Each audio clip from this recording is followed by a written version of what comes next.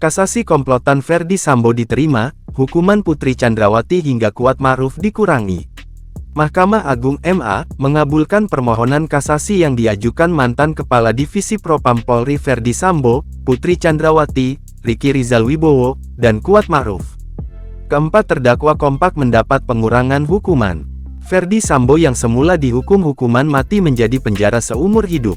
Putri Chandrawati yang tadinya dihukum 20 tahun penjara menjadi 10 tahun bui.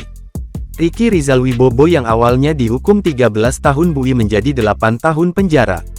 Sementara, Kuatmaruf yang mulanya dihukum 15 tahun penjara menjadi 10 tahun bui. Amar putusan kasasi, tolak kasasi penuntut umum dan terdakwa dengan perbaikan kualifikasi tindak pidana dan pidana yang dijatuhkan. Adapun sidang kasasi digelar pada Selasa tanggal 8 Agustus tahun 2023 ini di Gedung MA secara tertutup. Hakim Agung yang mengadili kasasi para terdakwa terdiri dari Suhadi, Desnayeti, Suharto, Jupriyadi, dan Yohanes Priyana. Suhadi duduk sebagai Ketua Majelis Hakim.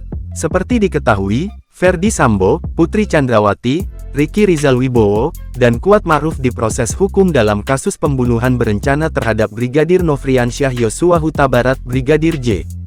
Pengadilan Negeri PN, Jakarta Selatan telah menjatuhkan vonis hukuman mati terhadap Sambo, 20 tahun penjara terhadap Putri, 13 tahun penjara terhadap Ricky Rizal, dan 15 tahun terhadap Kuat.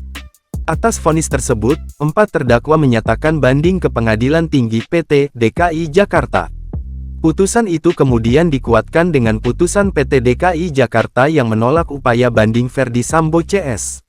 Di sisi lain, Baradae divonis 1,5 tahun penjara. Perkara Baradae dinyatakan telah berkekuatan hukum tetap atau inkrah. Kini, dia tengah menjalani hukumannya. Oke, pertimbangan lengkap dari putusan tersebut nanti menunggu salinannya ya. Secara resmi kita akan upload, bisa kita sampaikan lagi setelah ada salinan resminya.